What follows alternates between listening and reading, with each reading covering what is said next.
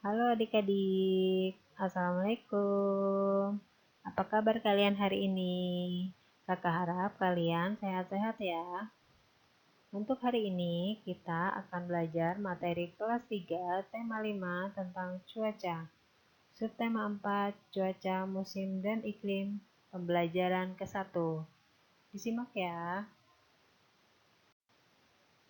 Indonesia adalah negara yang berada di garis khatulistiwa bumi. Musim di negara kita hanya ada dua jenis, yaitu musim hujan dan musim kemarau. Jika cuaca cerah berlangsung terus-menerus, tanda musim kemarau sedang berlangsung. Sesekali cuaca berawan. Jika cuaca mendung dan hujan sering terjadi, itu tanda musim hujan telah tiba. Jika cuaca cerah dan hujan datang silih berganti, itu pertanda sedang memasuki masa peralihan atau pancaroba. Saat seperti ini, cuaca cepat berubah, mulai dari cuaca cerah, berawan, mendung, lalu hujan. Beberapa hari lalu, hujan selalu turun. Pagi ini cuaca cukup cerah. Matahari tampak sedikit dari balik awan. Sinarnya menembus kumpulan awan. Di jalanan tampak beberapa genangan air yang belum kering. Siti dan teman-teman berangkat ke sekolah bersama-sama. Siti dan teman-teman bercakap-cakap sepanjang jalan menuju ke sekolah. Cuaca akhir-akhir ini sering hujan ya. Hanya kadang-kadang cuaca terlihat cerah. Mengapa hal itu bisa terjadi ya? Sepertinya kita akan mengalami musim hujan. Sekarang kita sedang mengalami masa peralihan atau pancaroba. Mengapa disebut masa peralihan atau pancaroba? Indonesia adalah negara yang memiliki dua musim saja. Peralihan dari musim kemarau ke musim hujan disebut pancaroba. Mengapa disebut musim? Apa bedanya dengan cuaca? Pertanyaan yang bagus, Dayu. Yuk kita ke perpustakaan sekolah. Di sana bukunya banyak. Kita bisa dapat jawabannya. Saya setuju. Saya juga mau ikut mencari informasi itu. Siti dan teman-teman tiba di sekolah. Mereka berencana mencari buku di perpustakaan saat istirahat nanti. Waktu istirahat telah tiba. Siti dan teman-teman pergi ke perpustakaan sekolah. Di sana banyak buku yang berisi tentang cuaca, musim, dan iklim. Di dalam perpustakaan, kita harus tenang agar tidak mengganggu pengunjung yang lain. Apakah ada perpustakaan di sekolahmu? Carilah buku tentang cuaca, musim, dan iklim. Bacalah bersama temanmu. Iklim, cuaca, dan perubahannya. Iklim dan cuaca. Cuaca merupakan suatu gejala alam. Cuaca dapat terjadi dan berubah dalam waktu singkat. Perubahan cuaca dapat dirasakan dari menit ke menit atau dari jam ke jam. Iklim adalah lamanya keadaan cuaca di suatu daerah tertentu. Iklim biasanya diamati dalam waktu lama, dari bulan ke bulan. Iklim menyebabkan adanya musim. Contoh, musim dingin, panas, semi, gugur, hujan, dan kemarau. Iklim dipengaruhi letak suatu negara di bumi.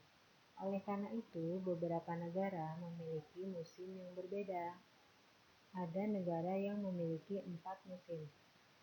Contohnya, negara Jepang. Ada juga yang memiliki 2 musim. Indonesia terletak di garis khatulistiwa atau ekuador.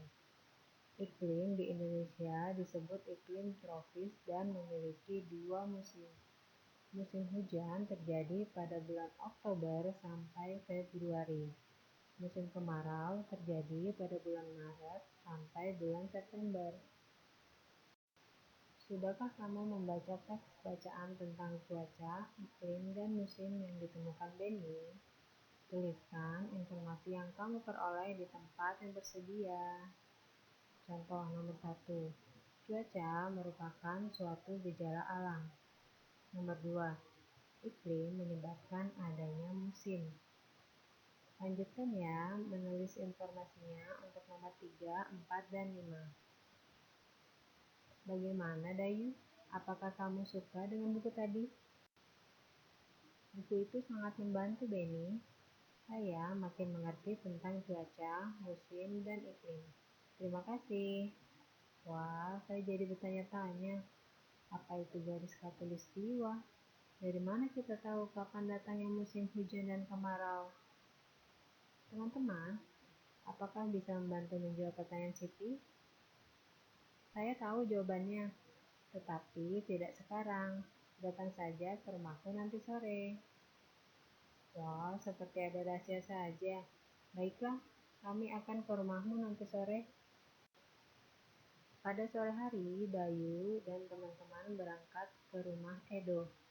Cuaca berawan mengiringi langkah mereka sepanjang perjalanan. Saat tiba di rumah Edo, mereka diminta berkumpul di ruang keluarga. Edo menjelaskan bahwa 3 hari lagi teman ayahnya akan datang. Namanya Pak Tono. Pak Tono itu bekerja di BMKG. Pak Tono akan menjawab semua pertanyaan teman-teman Edo. Ibu Edo akan membuat kenang-kenangan untuk Pak Tono. Ibu Edo akan membuat karya kreasi dari kain. Edo dan teman-teman akan membantu ibu. Beberapa jenis kain yang telah disiapkan oleh Edo dan ibunya untuk membuat karya dari kain yang ditempel dan dijahit. Sebelum dimulai, Edo mengambil gunting untuk memotong kain. Edo membagi-bagikan kain kepada teman-temannya. Inilah gambar yang akan mereka buat. Kain-kain itu akan digunting menjadi berbagai bentuk.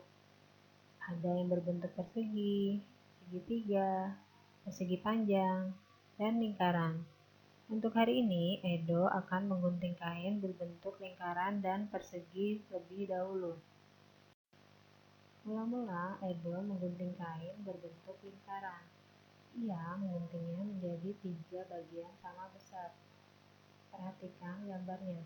Ada kain berbentuk lingkaran dipotong menjadi 3 bagian sama besar oleh Edo. Edo memberikan bagian kain yang pertama untuk Siti. Jika ditulis dalam pecahan adalah 3/3 dikurang 1/3 untuk Siti, sisanya adalah 2/3. Edo memberikan potongan bagian kain yang kedua untuk Dayu dan Lami. Perhatikan gambarnya. Sisa dari potongan pertama adalah 2/3 dikurang 1/3 untuk Dayu dan sisanya adalah 1/3 untuk Lami. Sekarang Edo menggunting kain berbentuk persegi. Ia memotongnya menjadi 4 bagian yang sama besar. Perhatikan gambarnya. Ada kain berbentuk persegi dipotong menjadi 4 bagian sama besar oleh Edo. Potongan kain pertama, jika ditulis dalam pecahan adalah 4/4 dikurang 1/4 sama dengan 3/4. Potongan kedua, 3/4 dikurang 1/4 sama dengan 2/4. Ini potongan ketiga dan keempat. Sisa dari potongan kedua adalah 2/4 dikurang 1/4 sama dengan 1/4. Potongan kain akan diberikan kepada Edo, Benny, Udin, dan Ibu Edo. Masing-masing akan mendapatkan 1/4 bagian. Mengurangi pecahan berpenyebut sama. Edo memberikan potongan kain dengan melakukan operasi pengurangan pecahan berpenyebut yang sama. Cara untuk mengurangkan 2 pecahan yang sama penyebutnya adalah dengan mengurangkan pembilangnya saja. Perhatikan contoh. 3/4 dikurang 2/4 sama dengan berapa adik-adik? Ya betul, 1/4. Caranya gimana? Caranya adalah 3 dikurang 2/4 sama dengan 1/4. Ingat ya, Yang dikurang hanya pembilangnya saja, sedangkan penyebutnya adalah tetap atau sama. Contoh lain, 5/6 dikurang 1/6, hasilnya berapa? Ya, betul, 4/6. Caranya, 5 dikurang 1/6 sama dengan 4/6. Untuk mengurangkan pecahan dengan penyebut yang sama, kita hanya perlu mengurangkan pembilangnya, sedangkan penyebutnya tetap. Jadi, jika kita mengurangkan pecahan berpenyebut sama, maka penyelesaiannya adalah sebagai berikut. Contoh yang A, 5/6 dikurang 4/6 sama dengan 5 dikurang 4/6. Hasilnya adalah 1/6. Yang B, 9/15 dikurang 5/15 sama dengan 9 dikurang 5/15 sama dengan 4/15. Dapatkah kamu melakukan operasi pengurangan pecahan dengan penyebut sama? Kerjakanlah latihan operasi pengurangan pecahan berpenyebut sama berikut ini. Contoh nomor 1. 4/5 dikurang 1/5, hasilnya berapa adik-adik?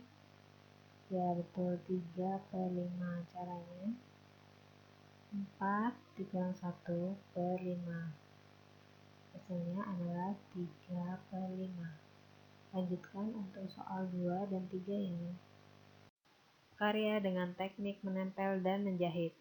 Edo sudah membagikan kain untuk membuat karya. Karya dengan kain ini termasuk seni rupa 3 dimensi.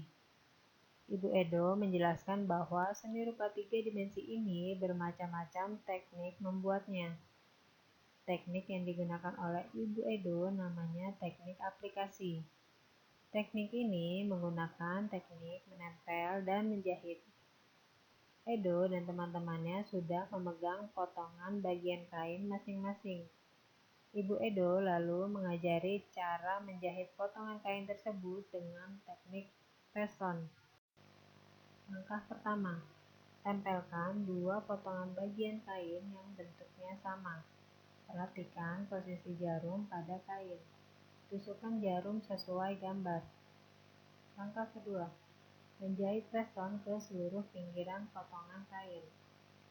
Langkah ketiga, menempel potongan bagian kain yang sudah dijahit ke kain utama. Untuk hari ini, Edo dan teman-teman menjahit dan menempel potongan kain yang berbentuk lingkaran dan sepertiga lingkaran. Mereka akan melanjutkan karya ini sebelum Pak Tono datang ke rumah Edo. Perhatikan baik-baik cara membuat karya dengan teknik menempel dan menjahit ini. Cobalah lakukan bersama dengan orang tua atau kakak kalian di rumah ya. Kalian telah menyelesaikan materi pembelajaran untuk hari ini. Terima kasih ya sudah menyimak materi hari ini. Jangan lupa untuk mengerjakan soal-soalnya ya. Dan jangan lupa juga untuk selalu berterima kasih kepada orang tua atau kakak yang telah menemani kalian belajar di rumah ya. Sampai jumpa di video selanjutnya. Assalamualaikum.